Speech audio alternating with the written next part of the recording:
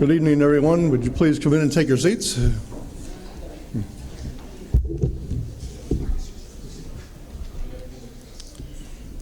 Welcome to Town Meeting 2019. We are privileged to have Williston Boy Scout Troop 692 from Williston to lead us, to present the colors and lead us in the Pledge of Allegiance. So if you would all please rise.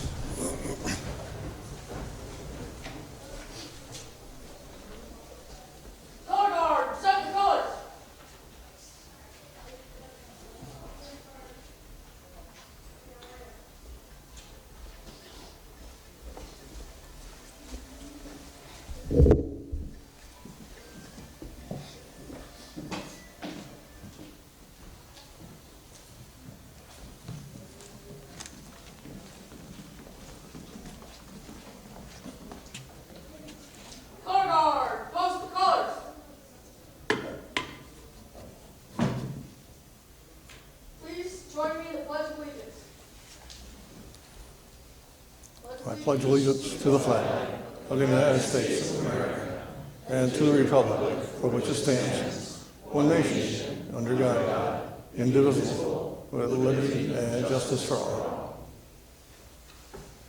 Color guard, dismissed.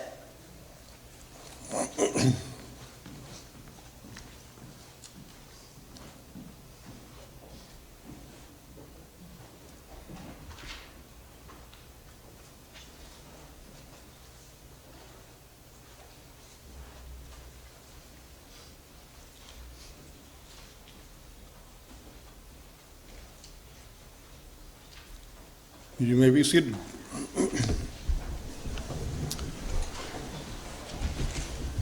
I'm Terry McCagg, the Chair of the Select Board, and it's my pleasure to welcome you again tonight.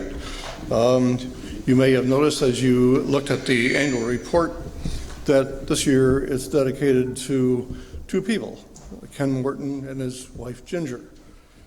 And in the report, it says the annual report this year is dedicated to a dynamic duo for their combined 70 years of service to the town of Williston. Chief Morton has served the Williston Fire Department over the past 35 years, including as serving chief for the past 25. During this time, the department has grown from an exclusively on-call fire department to what is now a mixture of on-call and full-time firefighters and emergency medical service personnel. Under his leadership, the department was recognized as the Ambulance Service of the Year by the state of Vermont. In addition, Ken has served as the town emergency coordinator for almost 30 years and as fire warden for the past 7 years. Ginger has also served the Williston Fire Department in a variety of capacities, including dispatcher over the past 35 years. In her spare time, she has served as a lister, auditor, and justice of the peace for the town. Finally, Ginger has worked with the Williston Food Shelf for the past 10 years and currently serves as president of the board. I see Ken here, and Ginger was at the desk checking people in, but if you'd please give them a round of applause.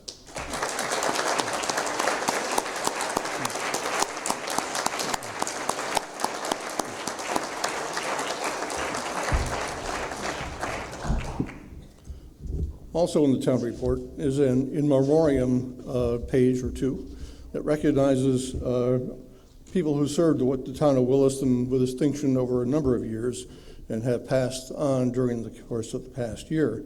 So we recognize tonight Ralph Wiesna Jr., Herb Goodrich, Mary Babbitt Tuthill, Roger St. Hilaire Sr., Barrett Peterson, and Art Germain. So we appreciate their service over the long period of time that they've lived in Williston. So at this time, I'd like to introduce the select board to you. The first person on my right is Joy Limoges. Next is Ted Kenny. Next is Vice Chair Jeff Fayers. And the final one is Terry Zitrich. And I have thanked them for their hard work during the course of the past year. So the next thing on my agenda is to do article number 1 on the town report, on the town agenda, and that is to elect a moderator. Are there any nominations for the position of moderator? Jim McCullough. Mr. Chair, it seems that, to me at least, for the past 100 years, we've had a citizen in this town quietly, and not always quietly, serving his community from behind the scenes and sometimes annually at the podium. That common denominator person is Tony Lamb, and it's my honor to nominate him as our moderator tonight. Is there a second? Second from Ken Morton, I think. Are there any further nominations for the office of moderator? Seeing none, is there a motion to close nominations and direct the clerk to cast one unanimous ballot for Tony Lamb? So, Is there a second? second. And a second. All those in favor of the motion say aye. Aye. All those opposed say nay. And you have elected Tony Lamb as your moderator.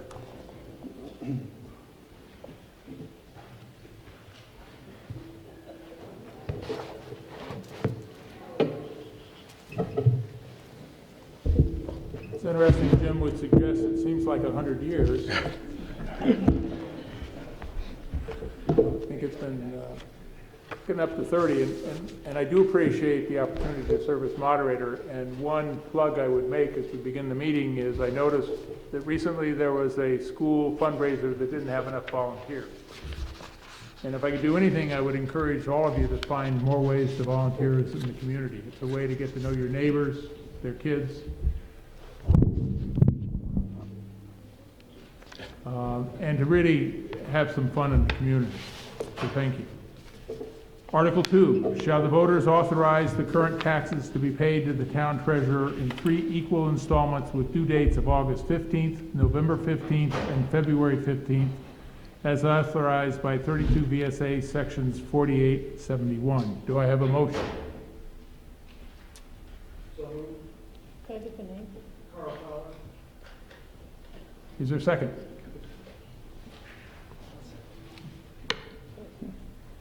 Yes. Moved and second. Any discussion? Questions, comments, concerns? All those in favor of Article 2 signify by saying aye. Aye. Those opposed say nay. The ayes have it. Article 3, to hear and act upon the reports of the several town officers. Do I have a motion to accept the reports, and we'll hear the presentation? You pick up the pace, folks. Is there a second? All right. It's been moved and seconded. Rick, you have a presentation? Sure. Thank you, Mr. Moderator. I have a brief presentation. I wanted to kind of give an update on some of the projects and programs and things that have happened during this past year. We've had a number of successes, and of course, not everything always goes according to plan. So I'm going to take this opportunity to talk about both, the good and the bad. And in case you have any trouble discerning which is which, I've had arrows. The up ones are the good things, and the down arrows, as you might expect, are the things that didn't go quite according to plan. The town staff has endeavored to increase the town's presence on the social media formats. We have always had a pretty up-to-date and comprehensive website, but we've added a bunch of other things to supplement that as a way of getting information out. We now have our own TV show. It's a once-a-month program. It deals with a number of different community issues, and it's hosted by the assistant to the manager, Eric Wells, who's sitting right up here in front. I encourage you all to check it out. There's a link on the town's website to it, and I think you'll find it an interesting program. And of course, I encourage you to like us on Facebook, tweet us on Twitter, and of course, we also have a YouTube channel now featuring a number of videos, and I encourage you to subscribe to our YouTube channel. I think we only have 14 or 15 now. We got to get that number up. So that's definitely an up arrow. I also want to introduce our new finance director, and I think that deserves an up. Our finance director, our new one, is Shirley Goodell-Lackey. She started working with us 4 days ago, so don't give her too much of a hard time. Shirley, if you could just stand up and wave so we know what you're...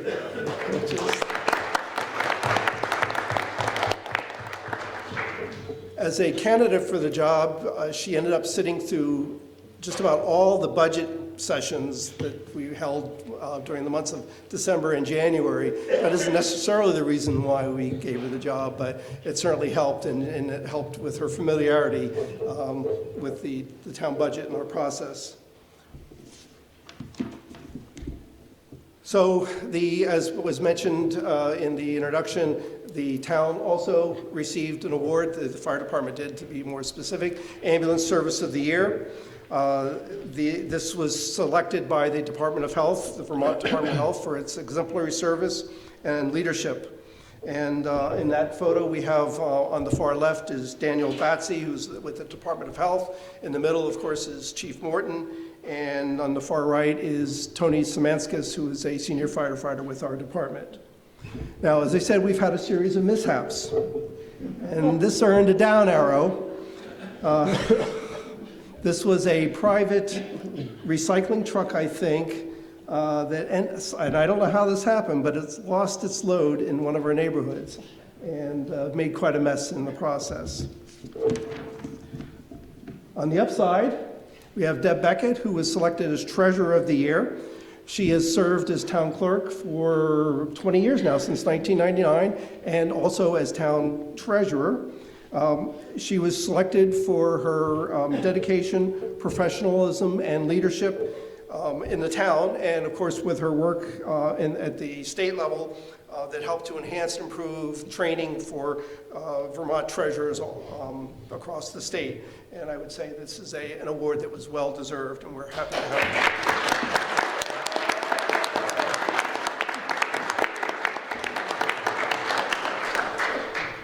Now, I wasn't quite sure, I didn't want to show this up arrow because this is actually the view of the church steeple for the Federated Church passing in front of the town hall. We heard it was coming through, so we all jumped outside. It was a nice day, and we got a nice photograph of that. And here it's on its way down towards the church. So I thought that was kind of a neat little thing. Now, also on the downside, I'll definitely get an arrow for this. This happened on Old Stage Road. We had a private company that was pumping out a sewer pump station. The truck malfunctioned and lost a good part of its load on the road. Unfortunately, it was a huge mess and potential environmental concern. But because of the quick action of our staff and the quick action of the company, we were able to minimize the damage and get it cleaned up pretty quickly. But it was, as you might imagine, quite a mess. If you haven't seen these deserve an up arrow. There's a number of plaques that are around the community, particularly around Allenbrook. If you're walking on the bike path behind the school, you might see it, or there's a little nature path that veers off the bike path that has several of these. And they cover a variety of different topics concerning the environment, concerning stormwater. Here's a couple more that you may see around.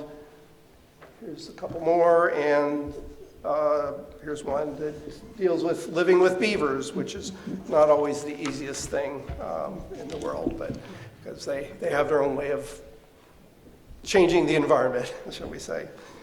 And the final thing that I wanted to give an up arrow to is we have a new facility program that's available through our town website. It's a service request portal. And this is up and live, running as of this weekend. The software behind us is very flexible, and it'll enable staff to respond very quickly to service requests. It'll also have an informational question and answer type format. I think this will help us to track the various requests we get, and not just the total number, but also the type and our response time. So we think this will be a very useful tool, and we encourage all to use it. When you have, let's say, a pothole or a stop sign down, just click on this button that's on the front page of the town website, and the service request will get automatically routed to the correct person. And I think that's it, unless there's any other questions on this.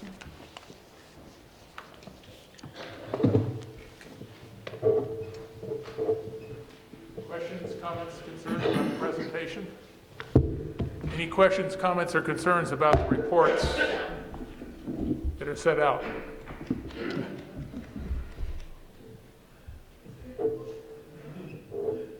Should like the report. Yes. What possible environmental concerns happened with, or could there be with the spill, the water spill? Well, I think I'm good here. As you might imagine, the pump station was holding sewage, and there's possible pathogens that could get into the water stream of the Allen Brook, which is right nearby. But immediate attempts were taken to block that from going down into the stream. And then there was, I think, speedy dry may have been used to help soak up the waste material, and then that was disposed of in a proper fashion. Thank you. So the television, the question was what environmental concerns were with the spill on the Old Stage Road. Other questions, comments, or concerns about this report or any of the reports in the annual report?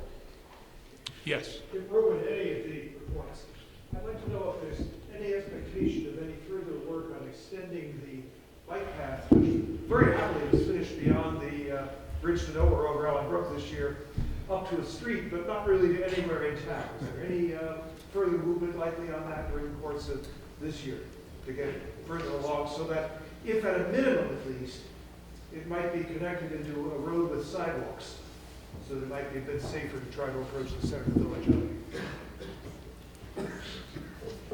I'm going to ask Bruce Hoare, who is our Director of Public Works, to answer that question. Yeah, the next part of that project is for the Essex Alliance Church to build their project, and the path is going to connect through their property as part of that project over to Finney and that area.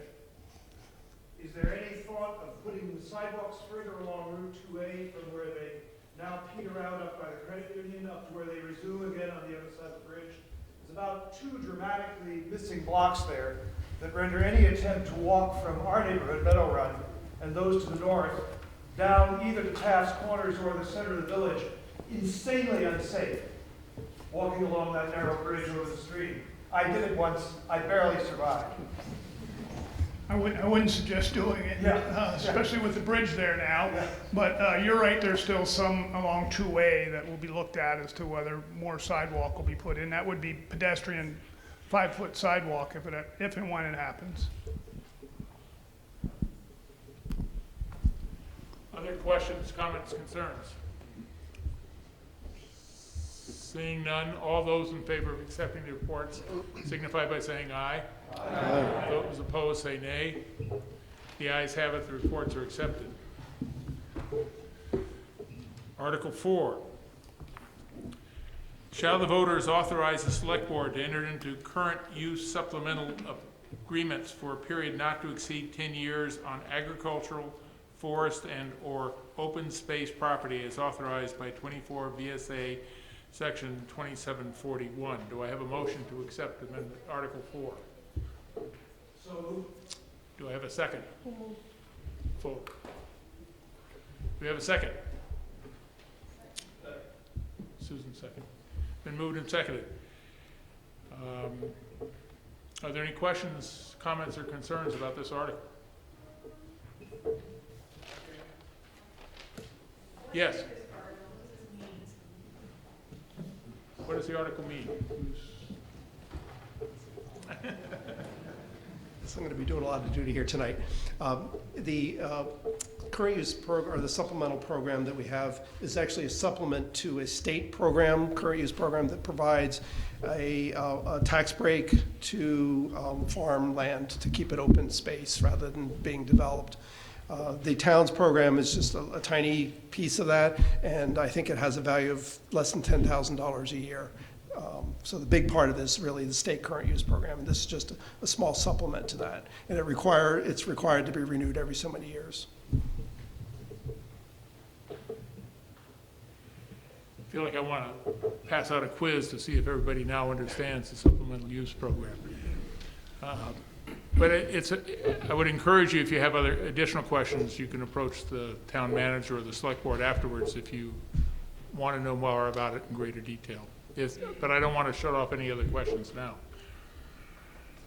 Seeing none, all those in favor of the Article 4 signify by saying aye. Aye. Those opposed say nay. Article 4 is adopted. Article 5, to transact any other business proper to be brought before said meeting. Ryan, did you want to, who has the microphone? Test. No, well, you can turn. Yeah. Cool. Hello, my name is Ryan Allen. I'm a resident of Williston, born and raised here. Tonight, I would like to talk to you for a few minutes about our reliance on single-use polyplastic products. To me, these include, though are not limited to, plastic t-shirt bags or shopping bags, plastic utensils, plastic cups and straws, plastic coffee lids and stirrers, and plastic and styrofoam takeaway food containers. While Vermont has taken progressive steps to combat waste through the universal recycling law, plastic pollution is still visible in our environment. We see it in our neighborhoods, commercial zones, parks, and waterways, especially as microplastics in Lake Champlain. A large misconception of plastic is that it is easily recyclable, while in reality, only about 30 to 40% of a product can be reused, and about 5 times before the plastic structure is too brittle to process. CSWD cannot process all types of plastic, leaving it to either be put in our landfill or to be shipped and processed in other states such as New York, New Jersey, and Pennsylvania. Recycling plastic also faces complications, as China has put stricter environmental regulations on recyclable material imports. This is all to say that the plastic recycling trail can be pretty hard to follow. While recycling plastic does help reduce waste, eliminating the need for production of these products will have a greater impact than simply recycling. I believe that the solution to single-use plastics is twofold. The first is to address polyplastic use within a town, and the second part is that of a state to national effort to change policies around the packaging of products. So while it may take a more correlated effort to combat plastic products such as cigarette butts, plastic soda bottles, Pringle cans, and plastic-wrapped produce at the supermarket, I believe Williston can begin to look at how to reduce our reliance on the single-use products. I propose that Williston begin studying the impacts of a polyplastic ban and/or tax. With many potential stakeholders in town, there should be a public meeting at the onset for thoughts and/or concerns around this issue.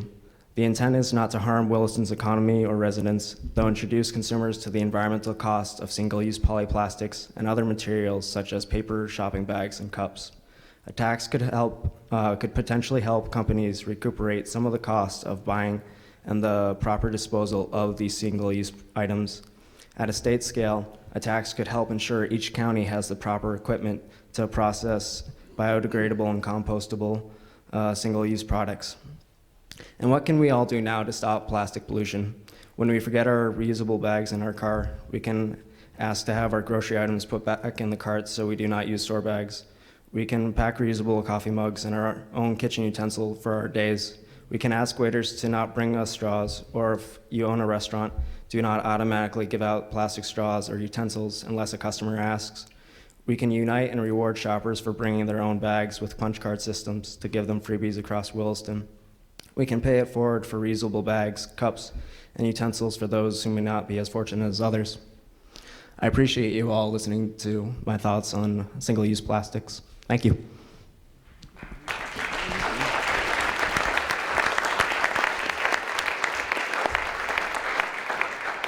I'm going We got people. Yes.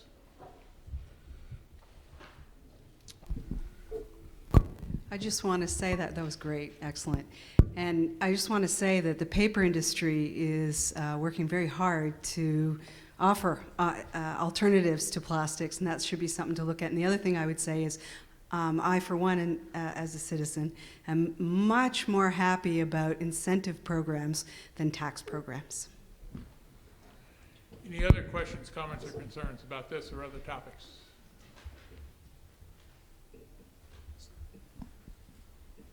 Is there any other business to come before the town? Yes, sir. Would it be correct to assume that we will be discussing or have the occasion to discuss in the follow-up discussion of the budget the specific proposals in the warning for tomorrow? Yes. In particular, I need more clarification as to Articles 8 and 9, which seem to be conflicting. Oh, excitement. People can hardly wait. No, I mean, Either we elect the clerk or we don't elect the clerk. I do not understand why we vote first to appoint and then we vote to maybe appoint. oh, So that, I need an explanation of why we do that. we're not going to spoil that.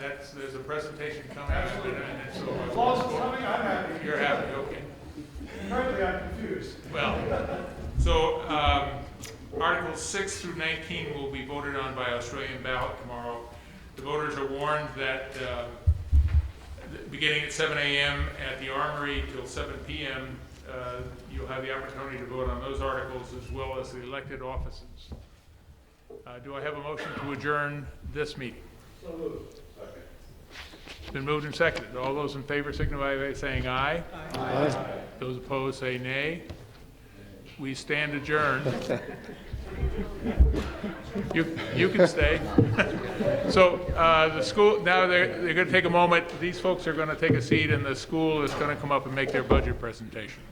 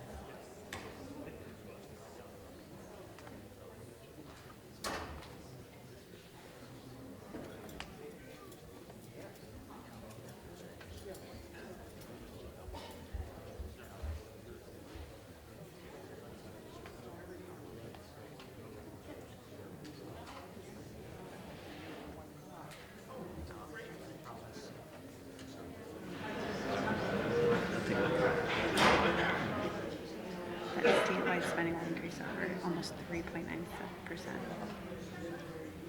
Up almost 4 point, only up 2%, and that's 2.7%. Okay, yeah, if there's something interesting to add, go for it. Are we good to go? I don't know if the microphone's on. Okay.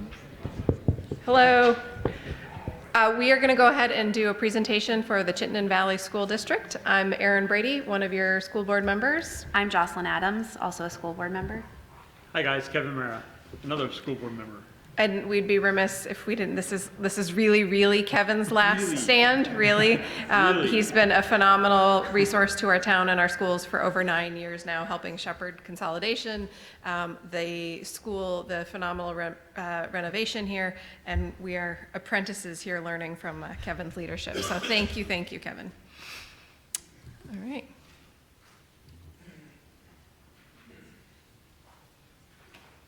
Oh, this is me, sorry. So welcome, thank you. So the Champlain Valley School District, we encompass Williston Central School, Allenbrook School, Heinsberg Community School, Charlotte Central School, Shelburne Community School, and Champlain Valley Union High School. We are educating 3,815 students, and we employ approximately 415 teachers, with 12 school board representatives, 4 of which come from Williston.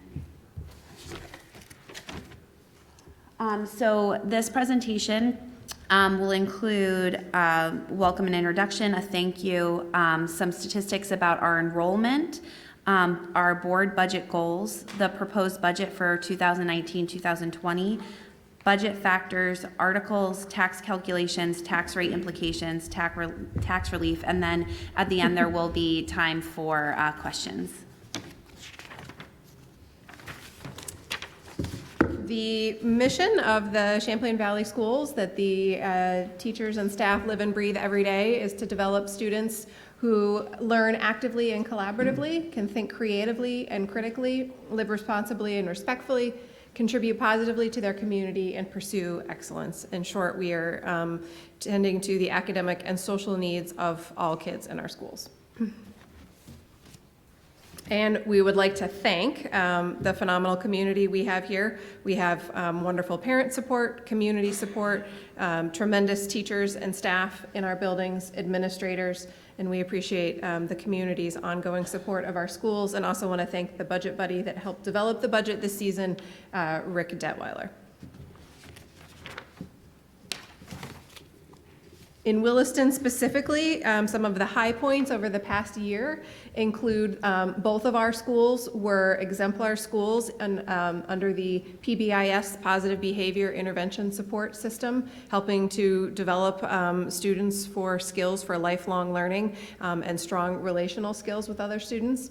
Allenbrook has now been awarded this honor for 6 consecutive years. Many teachers in both of the schools here in Williston continue to be recognized for their excellence, including 2 teachers this past year who have earned their national board certification, which is a very rigorous process. PE teacher Lynn Porter has received another award, this time the Shape America Eastern District Honor Award.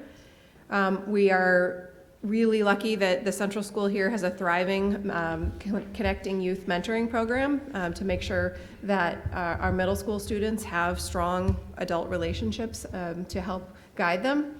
We have a very active school safety team. Greg Marino has been instrumental in helping run drills and provide leadership across the state in school safety. ABS and WCS have vibrant co-curricular programming and options featuring options for athletics as well as drama. And the WCS continues to have a strong emphasis on community service through the 8th grade challenge projects. So points of pride for CVU. The chemistry teacher, Sarah Malcolm, was awarded UVM's Outstanding Teacher of the Year. Senior Milo Kress was featured on NPR, CNN, NBC, and more for his work to reduce the national waste of plastic straws. CVU raised well over $50,000 for the Special Olympics Vermont. CVU girls cross country won a trip to nationals in Oregon. CVU students at Essex Technical Center were nominated to the Presidential Scholars Award. And 76% of CVU's 2018 graduates chose to go on to higher education, choosing to attend a 4-year institution, and 2% are attending a 2-year institution. And just a note that's not up there is that 96% of our students graduate within the 4 years of being at CVU. In terms of our enrollment, this slide isn't totally accurate because it has been persistently difficult to predict enrollment in Williston. And the statewide narrative of declining enrollment has not been the case here in Williston. Generally, enrollment across the entire district has been flat. And Williston, though projections have come in low, actual kindergarten numbers and then actual 9th grade numbers when students get to CVU have been a bit higher. So both in Williston and then in the district as a whole, if you want to hit the next one, our enrollment generally has been flat or slight increases when we actually get to starting day and kids in the door. In terms of our entire district, Williston is the largest town within the consolidated district with 969 students in the Williston schools. And 1,300 students at CVU make it, I believe, the largest. It's neck and neck often with Essex for the largest high school in the state. And as Jocelyn said at the beginning, overall, we're educating 3,815 students in our district. So a large consolidated district here.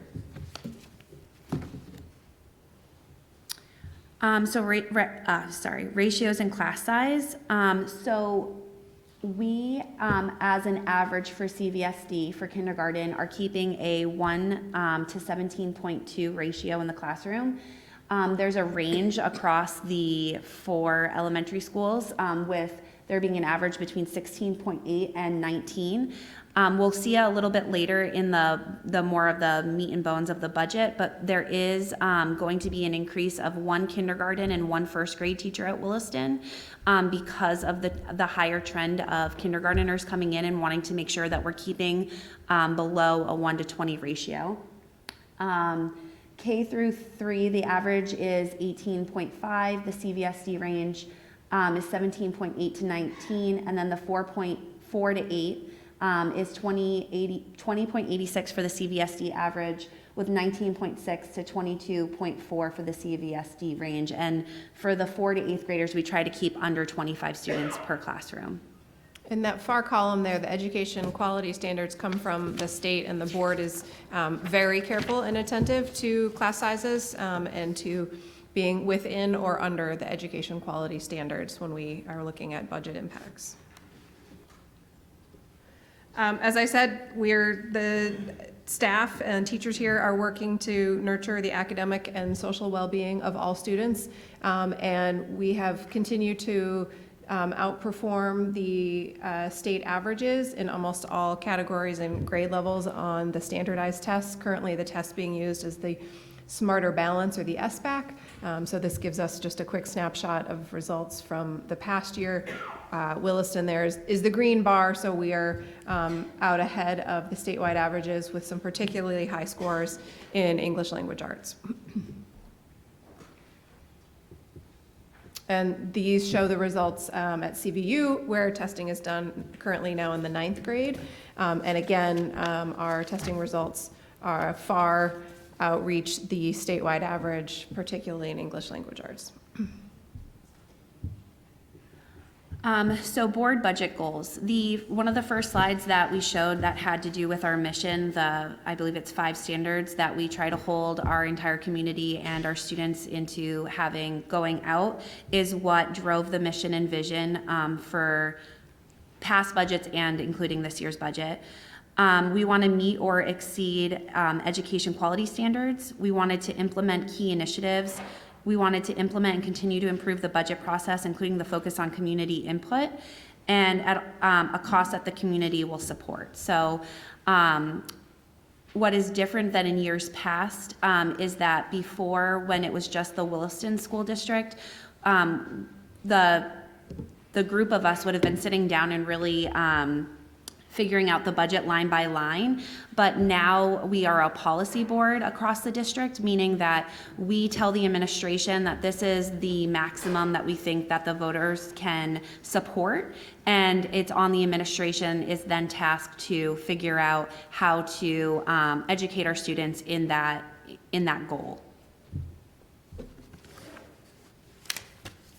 So this slide is just to point out that the budget doesn't happen in like at one point in time. It's an ongoing process that we've been developing, and we're constantly working from a 5-year plan. So in the summer, we start doing preliminary work where we look at the fourth quarter FMR review, we look at the prior year audit. The special ed service plan actually has to be in at the beginning of the school year for the following year. So that's being worked on. And then looking at the equity and autonomy matrix. In the fall, we look for stakeholder input. We do this through community forums, surveys, and leadership on continuous improvement, innovation, and equity. Then going from the fall into the winter, we do budget development based on board goals, financial EQS articles finalized by 3rd week of January. In the winter, we do communication, presentation, flyers, social media, town meeting, vote on, which is where we are right now, vote on town meeting day. And then going from the spring to the summer, we talk about goal development in a day-long, retreat that we do. One of the benefits of consolidation has been a much more streamlined, year-round, forward-looking budgeting process and able to look system-wide across the schools. So our Cvsd proposed budget for the following year is $78,901,170. This is a change of 2.7% from the year before, with a cost per equalized pupil being $16,071. And so for when we're looking at the cost per equalized pupil, which means it's the amount of money that we believe it costs to educate a single student in our schools, it's actually a 2% increase overall for the budget. And so for budget factors, and I was actually looking at this flyer that you probably saw in the mail, has some very nice graphics that I wish that we had included in here. But I will say that the largest, if you're looking at a pie chart, almost half of the budget increase is coming from instructional programming that has to do with salary and benefits. And then special education and student services, operations and maintenance, and then all others, which really consists of like instructional support, technology, district administration, campus administration, athletics, and co-curricular. So the total increase from last year is $2,063,129. I will say I was part of the budget committee. We have a few different committees, and when the administration first came to us, they were actually giving us, I believe, it was more like 3.8% increase, and we worked with them to whittle it down to 2.7%, feeling like this was something that, again, our community can support while making sure that we're offering all the services that our schools need, that our staff need to be able to do their jobs well. So tax calculations. So the budget expenditures is almost 79 million, which is up from 2.7 from last year. We anticipate revenues of about 12 million. So when that comes off, that means our total net spending would be about $66.5 million. The equalized pupils, so this is, we have it changes day to day, so this actually changes slightly. So the state says that we have 4,143 equalized pupils, which if you remember the chart that was seen before, we only have about 3,800 students in our district. And that's because there is a formula that the state does where they equalize everyone, then they divide it, and certain students, like high school students, count more than elementary students, and they just pop out a number, and then this is what they base what they will give us. So they say we have 4,143 students, which I actually know that this has been changing from day to day when Jean Jensen, our COO, looks at the numbers. So the spending per equalized pupil becomes $16,071, which is up from 2% from last year. The statewide yield, so what the state says is the minimum amount of money that it takes to educate a student in the state of Vermont, is $10,666, which means that our district spending adjustment is 151%, which would make it $1.51. I apologize. which would make it $1.51. One of the incentives of us consolidating is that we get these step decreases. So this year we actually get 6 cents back. So although it would be $1.51, it makes it that the adjusted equalized tax rate is $1.45 before CLA.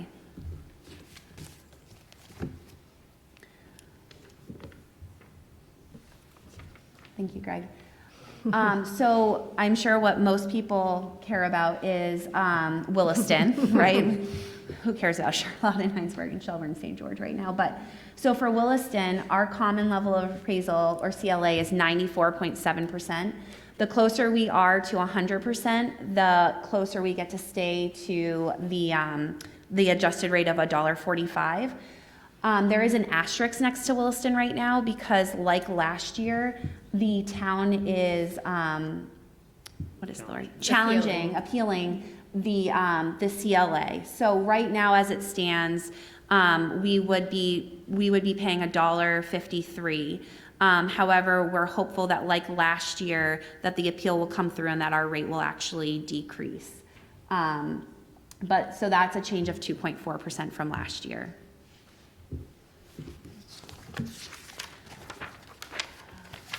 Do you want to do something? Sure. So the articles that you will see or have seen on the ballot already include an overall vote on the budget, on the $78 million budget, an increase of 2.7% in Article 7.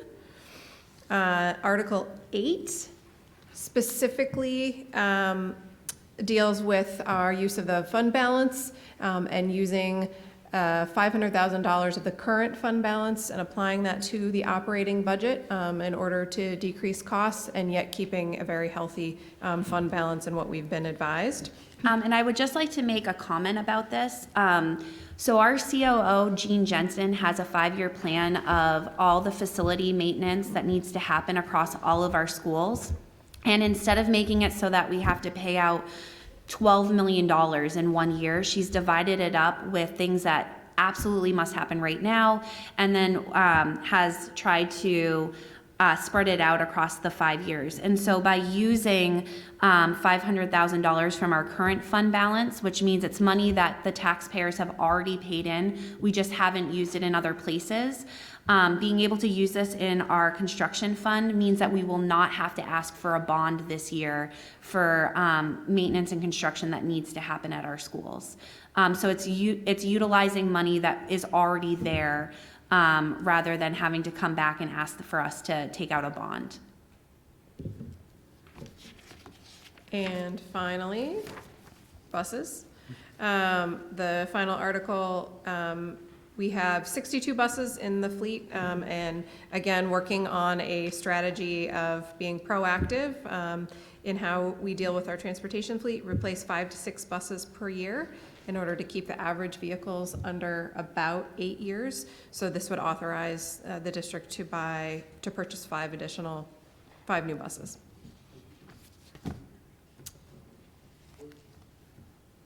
We hope you will support these 3 articles tomorrow when you vote between 7 and 7.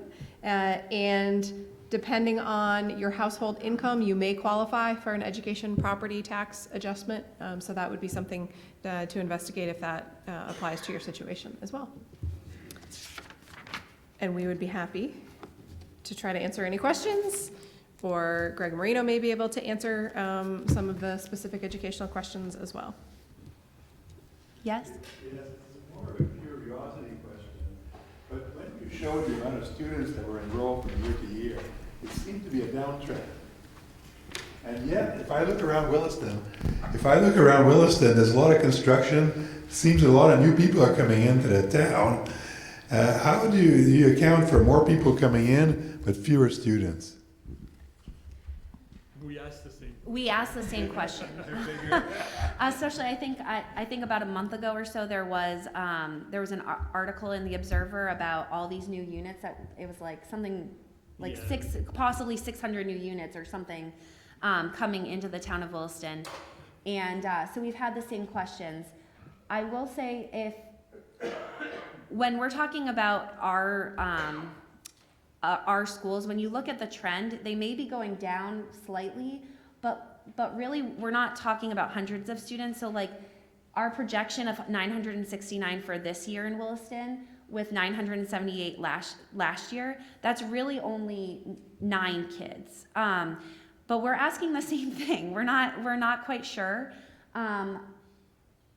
We were up from 2017 to 2018. We project that we're actually probably going to be above 969, most likely above 978.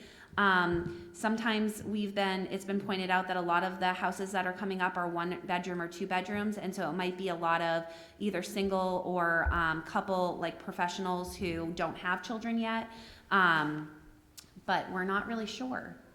Kindergarten numbers have traditionally been really hard to predict, and again, one of the benefits of consolidation is that we have a really robust early education program across the district, and a specialist who is working to better identify more of the pre-K students in our district, 1, so that we can meet their needs before they even arrive in kindergarten, and 2, to have much more accurate kindergarten numbers, but generally the reality has been higher than the NASDAQ predictions. And I will say that 2 years ago, I believe it was 2 years ago, Williston went from 5 kindergarten teachers to 6 to keep that 1 to 20 ratio. And then last year it was thought that we might go down from 6 to 5 because the projections from the kindergarten were inaccurate. And then as soon as registration happened, we realized that that was an error and kept 6 teachers. And for this year, we realize already that we're going to need a 7th kindergarten teacher and add in a 6th first grade teacher. I think it's 6, or will it be 7 now? Is it? It's a 12 first and second grade. First, second grade to help with the increase that we've already seen with the kindergarten. So we are slowly increasing. It's just maybe not as dramatic as one would expect with how much housing that has been going up. The other thing we've been doing in the last couple of years is taking a look at families who are coming into the district for the first time. They're new to the district, and we're just doing a quick address analysis to see where they're coming from, to see if we can notice any trends. Nothing dramatic has appeared so far, but it's just a new level of data that we're collecting now. Any other questions?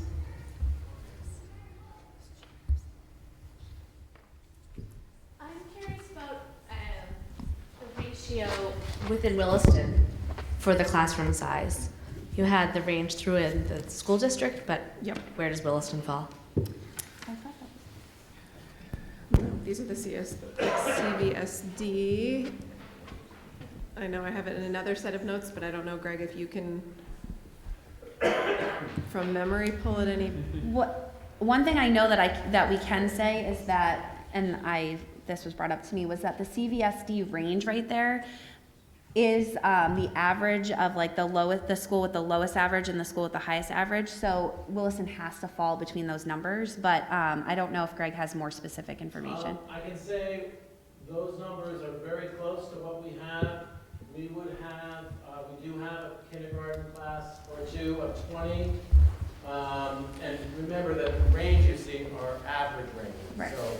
So we do have a kindergarten class of 2 of 20 this year. We have a first and second grade classrooms of 18 and 19, and maybe 120. And 4th through 8th grade, you'll see 19 through, we'll see classes here and there, especially like a world language class, a French class where kids are selecting what language they want to take. There might be 24 or even 25 in the class. But that's, for a particular French class that students were able to self-select. But our Williston ranges are pretty close to that.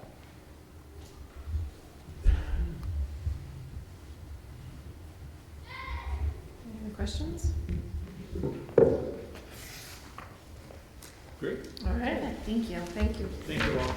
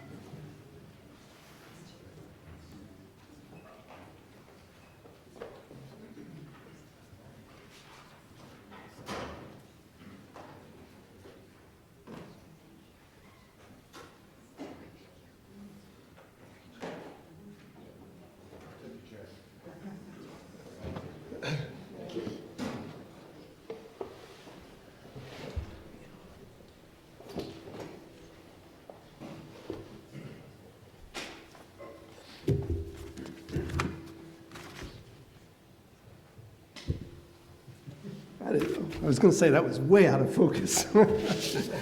Okay. So, got a lot of ground to cover here. I'm going to talk a little bit about the town budget, and I'll stop and give people a chance to ask questions. Then I'm going to talk about the bond resolution, and then I'll stop and allow people to ask questions, and we're going to talk about the various articles that are part of the town charter changes. So I'm going to start by talking about the town budget. And on this, I want to start by asking a question. If I asked the question about how many services the town provides, how many would think maybe 10 services? How about 50? How about 100? How about 100? Well, you've got me now. 180 is the total. And I suspect that most of you thought that it was, these are the 7 services, and there's probably more that are basic that everyone comes to mind very quickly. There's lots of other services that we provide that you may not be aware of. For example, we have a neighborhood watch program. We have a reparation services program. We have a community outreach services program. Those are all programs that are part of our police department. We also have a car seat safety inspection program, and we offer CPR and first aid training. Those are programs that are offered in our fire department, and the list goes on and on for the types of services that we provide. They're far beyond this list of 7 that you see on the screen. So where does the budget fit in? Well, the budget is a plan. It's a plan of the services that we plan to provide over the coming year. And of course, you wouldn't be a budget without numbers, and those numbers include the cost of those services and how we're going to fund those services. Now, this cartoon illustrates the reason why we do a budget. It says here, we do budgets so we can worry before we spend the money, and we can worry after we spend the money. As we're preparing the budget each year, we're looking at a number of different considerations, both external and internal. Externally, inflation is obviously an important piece. If the inflation is up high, that's going to affect what it costs us to buy the goods and services and supplies we need to provide the services.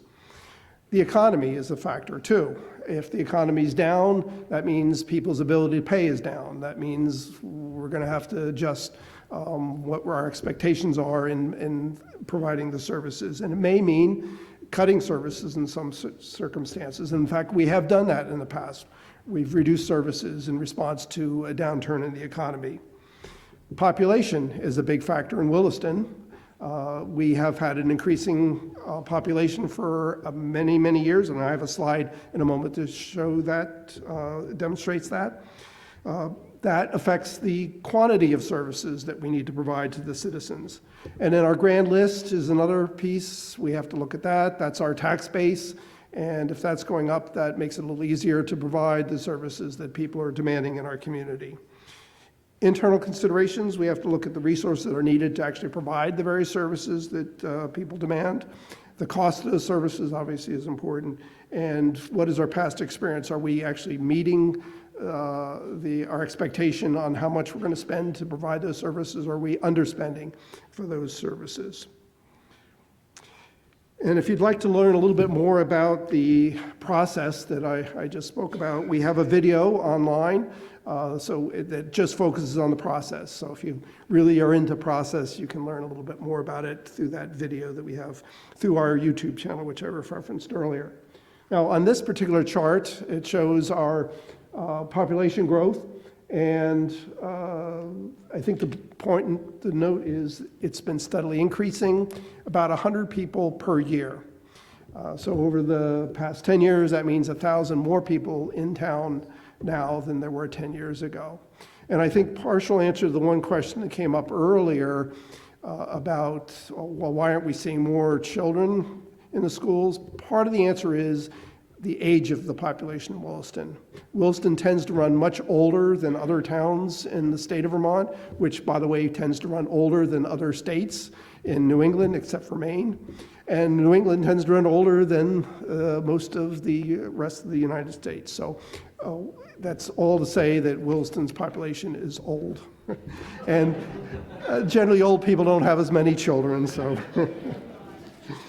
All right, so let's get into some of the numbers. The proposed budget is about 11.5 million for next fiscal year. This represents an increase of about 3.4% over the current year. I did a quick survey of municipal budgets throughout Chittenden County and found that this increase was about average. There were some that were higher, some that were lower, but this is about average for municipalities, and it's fairly close to the inflation rate for the town, for the region.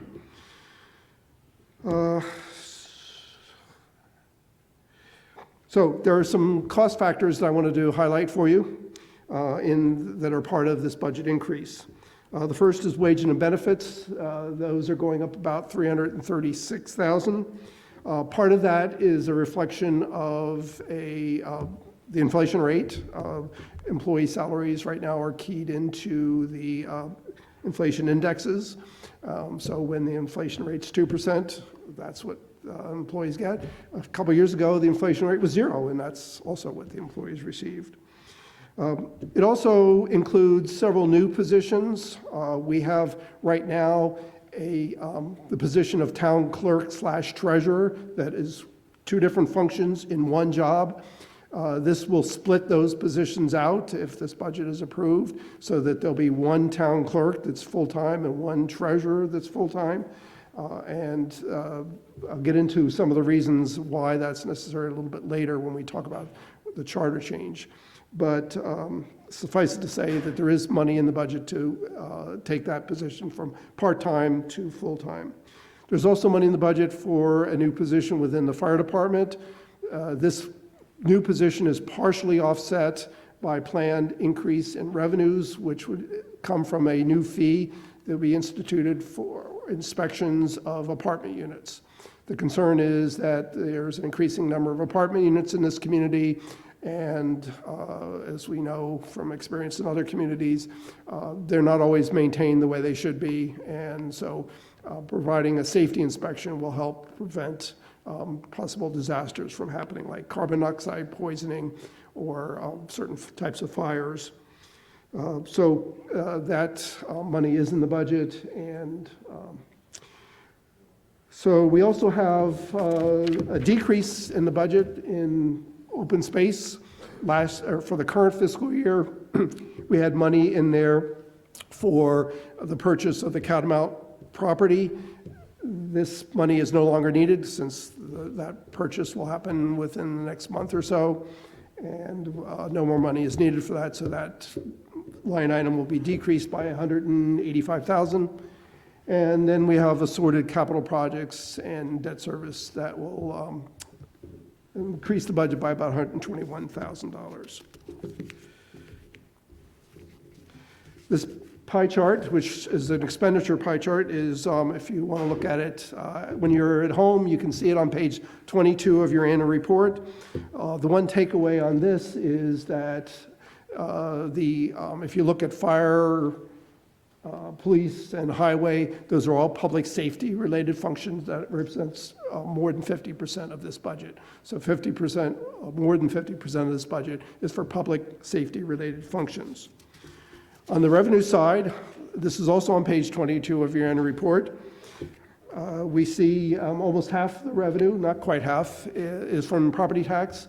In most communities, you'll see a much higher percentage going from property tax for municipal services. Often it's in the range of 75%. In Williston, we have the local option tax, which helps make up a huge part of that difference. That's the good news. The bad news is that it's also a highly volatile tax. So when the economy goes down, so does that revenue source. And the swing in numbers can be hundreds of thousands of dollars, as we saw in, was it 2008 or so, when the economy took a turn for the worse. The local option tax also went down considerably, but it has recovered dramatically since then, of course. So the big question is, what's going to cost me? So this chart shows the what it's going to cost based on a property valued at $100,000. So you can do the math for yourself. And this is just an estimate at this point in time. We can't finalize the actual tax rate until we get the Rand list numbers in. So that's what we've got to go on at this point in time. But for a $100,000 property, your municipal taxes are going to go up a total of $4 for the year. I thought it'd be interesting to take a multi-year look at the taxes over a 4-year period, including the projection that I just shared with you. Now, these numbers are based on property valued at $400,000, 4 times the number I just talked about. And over the 4-year period, including next fiscal year, assuming the budget is approved as presented, your taxes over that 4-year period will have gone up a total of $20 for a $400,000 home. And I would be remiss if I didn't share this slide with you. This is the municipal tax rate comparison of various municipalities throughout Chittenden County. Williston is next to the lowest on this list. Charlotte is a little bit lower. They offer a different range of services and quality of services than Williston offers. And finally, before we get to questions, I wanted to share this. This is a post that was recently showed up on Front Porch Forum, and it was one of our residents talking about the various reasons why she loves living in Williston. And I don't know if she's here this evening, Ginger Isham. I don't see her here tonight, but anyway, she's the one that posted this, and I wanted to thank her personally for that, but I'll have to wait and do that at a later time. So with that, I'll be happy to answer any questions that you might have. Yes, sir. Thank you. We know that unemployment is getting at the lowest level it has been in a long, long time. Are you finding it's putting a stress on keeping employees from the city or recruiting? Yes, it is. And in fact, it's been a huge problem. Our police department for many years has suffered from this. And in fact, we've had some budget surpluses, partly because of that, because we haven't been able to fill some of the positions. I'm happy to report we're close to fully staffed. We're down 1 right now. We've been understaffed in our public works department recently. We've been struggling this winter, not just with being understaffed, but also having an inexperienced staff. I'm happy to report we're at 100% staffing in the public works department. I think we're still down 1 person in our water sewer department. Another department, let's see, our fire department. We've been understaffed in that as well, but I'm happy to report we now are 100% staffed in that. Those are the various positions and departments where we've experienced the greatest struggle with finding top quality people, and we're not obviously in this alone, but yes. Any other questions? Yes. It seems to me on this budget that we're developing a reliance on reserves to the tune of about $1 million. Is that a concern for you? Because the reserves run out, and then what? Well, that's a good point. I would say at this point, it is not a concern. Much of what we're using in reserves, we're using for one-time expenses. We have boosted up a little bit what we're planning to use on a regular basis to reduce taxes out of the reserves. Partly because we think that is sustainable, and partly because our fund balance we feel is too high. You know, we've got to find ways to bring it down. And of course, one of the reasons it's too high is we've had higher than anticipated revenues through the local option tax, which, as I said, is very volatile. It gives you more money than almost you need when times are good, and when times are bad, it gives you less money than you need. But also because of the shortages in the various departments, that's caused some problems. And in a way, we're able to not able to spend as much money and provide the same service levels that we normally would provide if we're fully staffed. But we've been making progress on that end, and we're working towards bringing the fund balance down. There's a woman right behind you.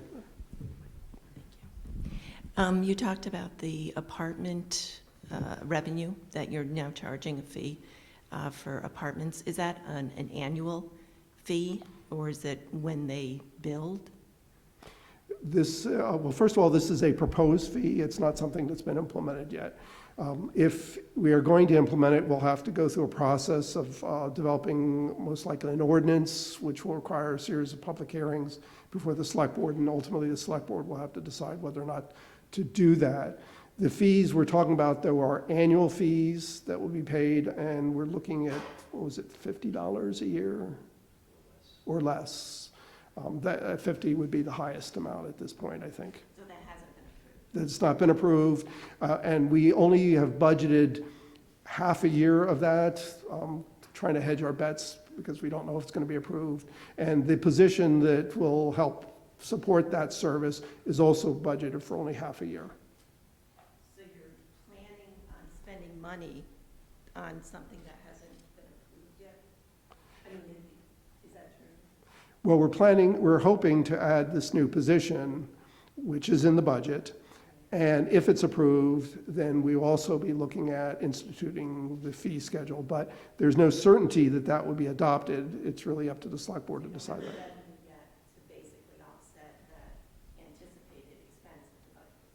Some of it, not 100% of it, yes. I think there was another question down here. Thanks. Just curious if the local option tax revenue has any restrictions on how it can be spent or earmarked to it. I'm not aware of any restrictions other than any restriction might be on any other municipal expense or revenue source. We can't use it, for example, for education, just as we couldn't use any other municipal taxes to support education. Other questions? If not, we'll move on to the next item, which is a bond vote.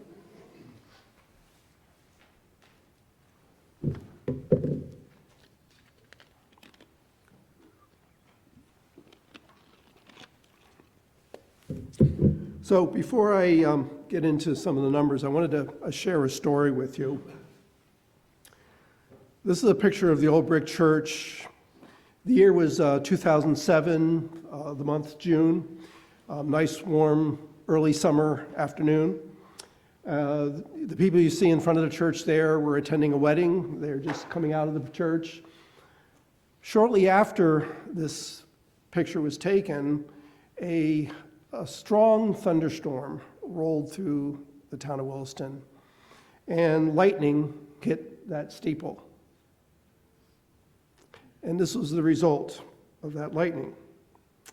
Now, the result could have been far worse, and I see a few people in the community, the group here that may remember this, but I'm dating myself now, I admit that. But you may remember Paul Harvey, the radio newscaster. Well, anyway, this is my share, or my version of the rest of the story. So after this was hit by lightning, obviously, it caught fire. And it just happened that the first person that was, or one of the first persons that was driving by this building was our fire chief. He was on his way to a call.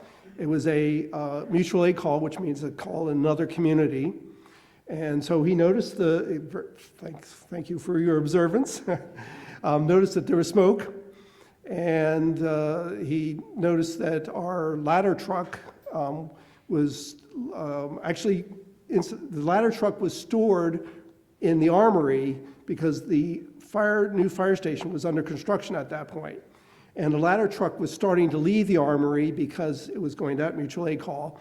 And the chief radioed in and said, hey guys, turn right instead of left. And they did, of course, and they were able to get water on that fire very quickly and quite likely save that building. So we were very thankful for that. With that,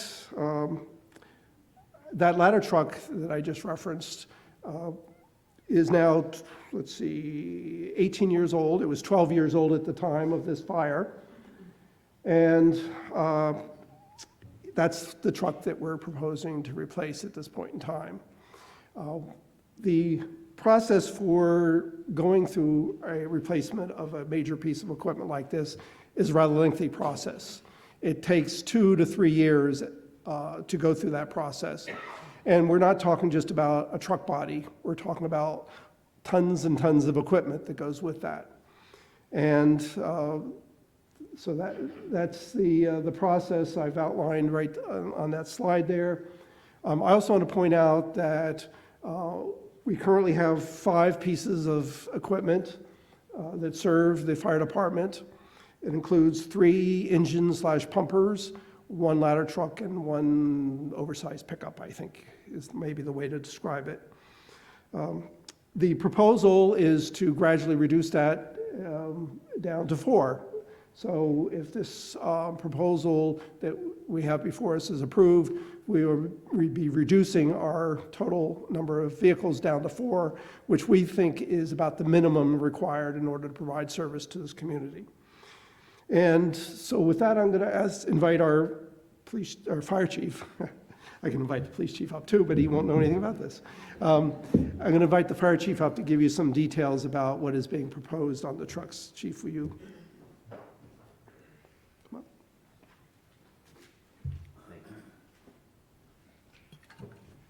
Good evening.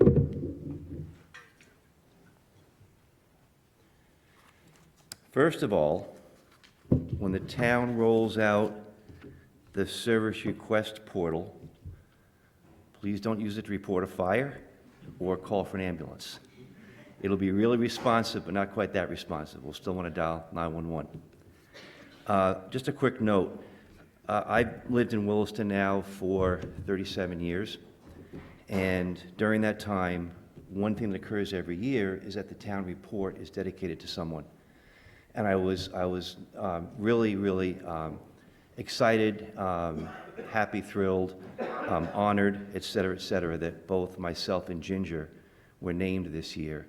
And for that, I thank all the support of the community these many years, but also thank the board and the administration from the town for thinking to recognize Ginger and I, because it truly is a great honor. I was actually pretty emotional when it occurred, and it was a great surprise. So it was very fun and greatly appreciated. Thank you.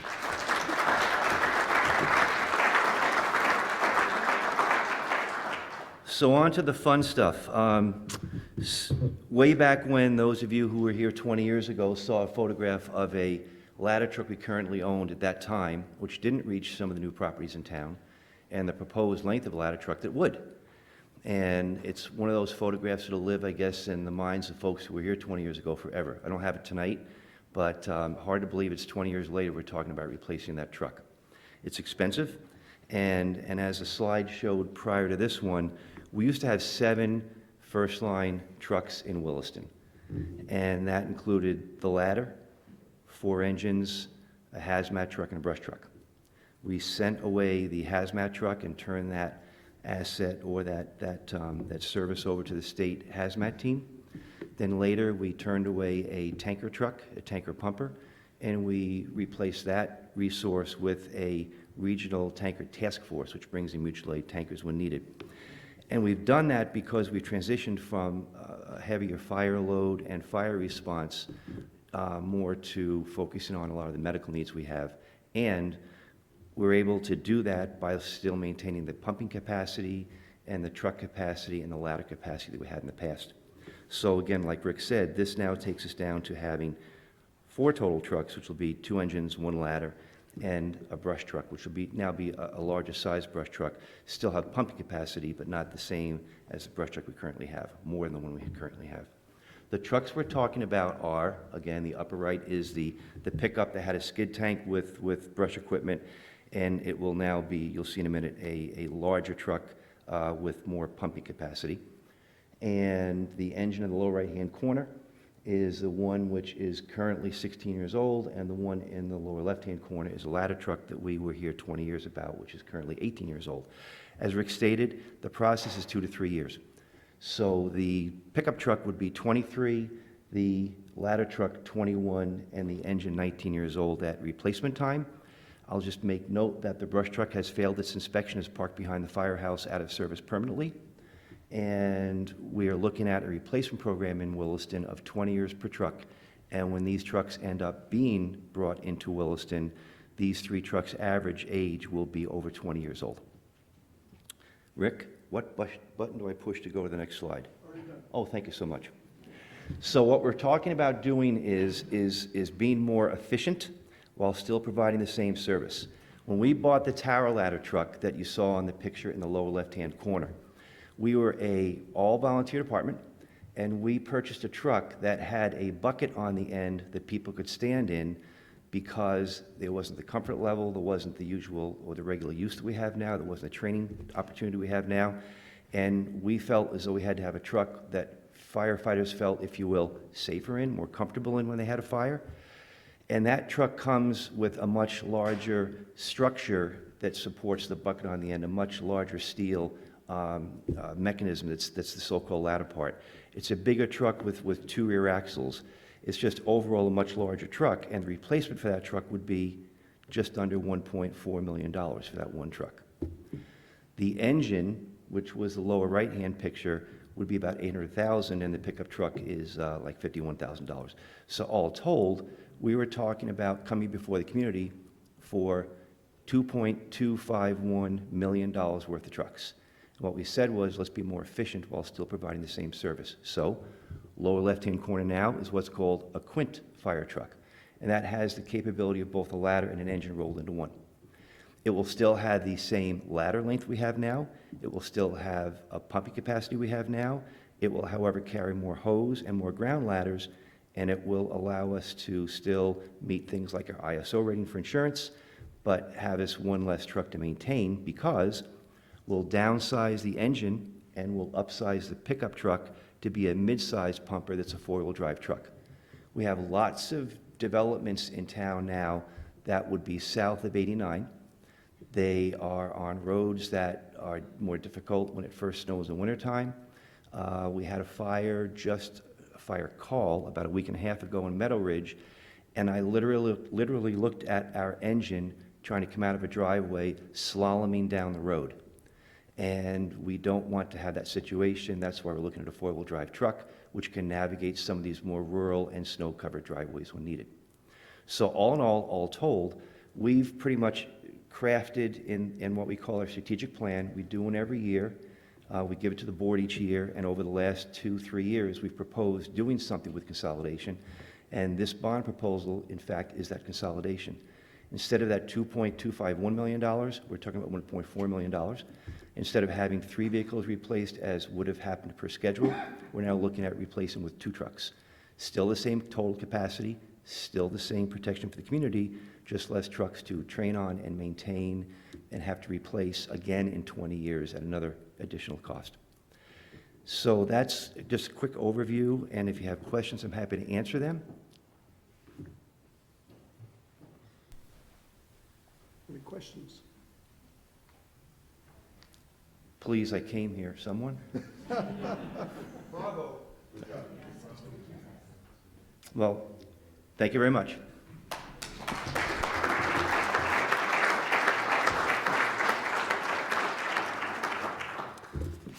Thank you, Chief.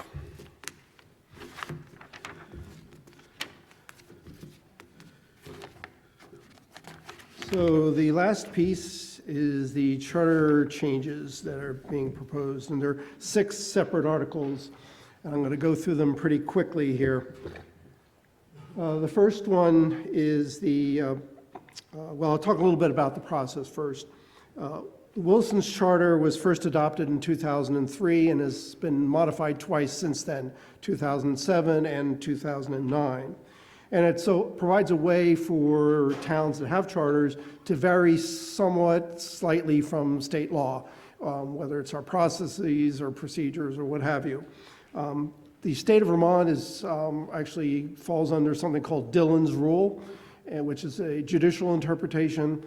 And what it means is that basically the state has all the control, and they only allow towns what little control that they're willing to give up. So we're pretty much creatures of the state.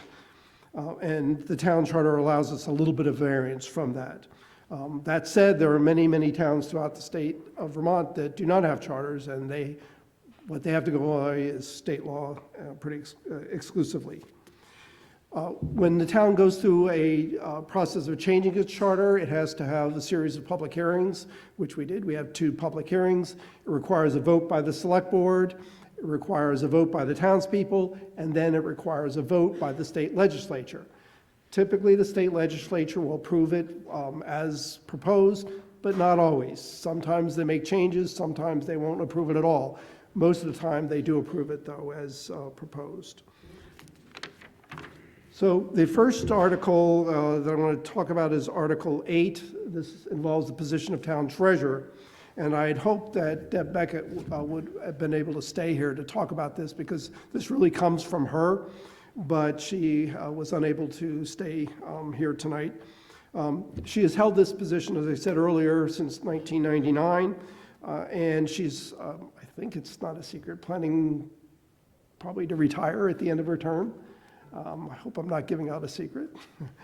But anyway, that's my understanding, and she recognizes a couple things. First of all, the duties of that position combined, town clerk treasurer, have grown over the years, and she believes that they should be split into 2 different positions. And secondly, she believes that the treasurer piece has grown very complex over the years, and therefore she believes that it would be better to have that position as an appointed position rather than as an elected position. When she first started in 1999, the town had a budget of about $3 million. As you heard earlier, the budget proposed for next year is $11.5 million. She right now has 29 separate money market accounts that she manages. There's an increasingly large amount of automatic payment accounts that she handles as a convenience to our citizens. She has 4,000 tax and utility payments that they process. So there's a lot going on, and the financial management that's part of the treasurer's office really is an integral part of the financial management of the town. And for all those reasons, she believes that this particular charter change should be approved by the townspeople to make this an appointed position rather than elected. Article 9 is the town clerk's position, and this position and several of these other changes are pretty basic. It doesn't really, if this is approved, nothing will really change. The position of town clerk will remain as an elected position. The only difference here is if it's approved in the future, the state legislature will be taken out of the process. In other words, if the town at some point in the future wants to change this from elected to appointed, they can vote on it, but they won't have to go through the state legislature to get it approved. And by the way, non-charter towns now have this authority. They were granted this authority several years ago. Charter towns don't have that authority. They have to go through the state legislature. So this is just taking the state legislature out of the process. Pound keeper and town service officer, this is a little bit different. Both of these positions are pretty much obsolete. In fact, the pound keeper's position, I've been here 21 years or so. I don't think we've ever had an appointed pound keeper. What we've done is we've contracted that service out. At one point, we contracted with a business in Shelburne. Right now, we're contracting with a business in Colchester, and that seems to work quite well. We've had in the past an animal service officer on and off, but we don't have one of those now either, and the police department's handling those responsibilities. So really, to have this required in the charter doesn't make a whole lot of sense. The town service officer is a position that used to be required by state law. State law has been changed. It's no longer required. And quite honestly, we do have a town service officer. We use them rarely. And in addition, we now have community outreach workers. Those have taken over some of the responsibilities that used to be within the town service officer. So it really no longer makes sense to have this required in part of the town charter. Article 11 relates to the Board of Listers. I will say quickly that we have a wonderful board of listers in town, and they perform a valuable service. This is similar to the situation with the town clerk. A vote to change this just means that it takes the state legislature out of the process if the town wants to make this change in the future.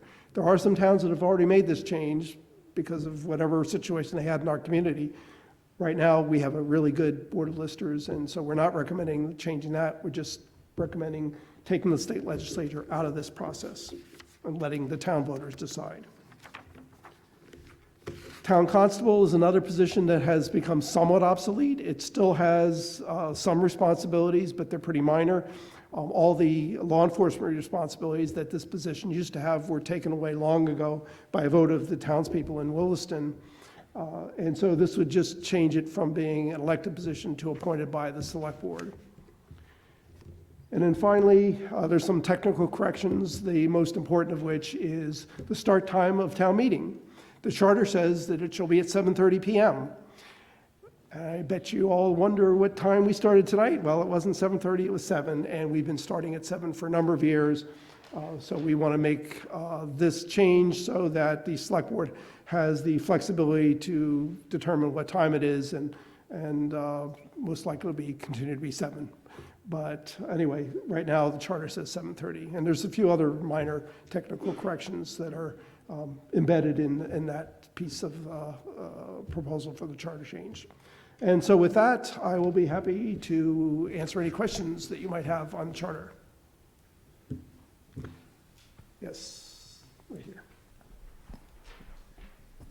You basically explained my confusion about how one position seemed to be doing two different things. It's because it will be two positions. Right. And I have no philosophical problem with electing the treasurer. Clearly, it needs the financial qualification. I suppose I also don't mind that the town would have the theoretical authority to appoint the clerk, but I would deeply hope we did not do that. As towns in Vermont have gone more and more to the Australian ballot, they have given up more and more of their ability to impact the town at town meeting. We can no longer amend budgets. It is practically impossible to put new items on the agenda.